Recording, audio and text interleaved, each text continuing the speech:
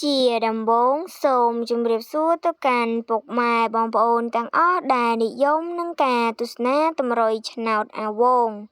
ហើយថ្ងៃនេះផងដែរតម្រុយឆ្នោតអាវងយើងខ្ញុំក៏មានលេខពិសេស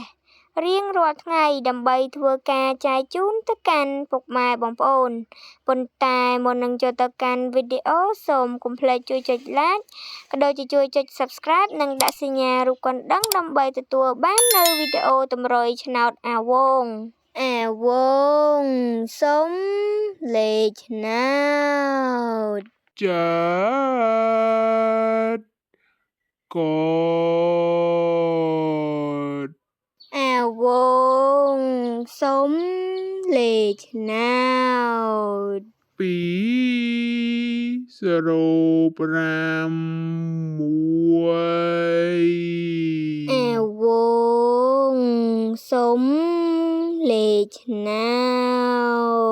ត22អាវង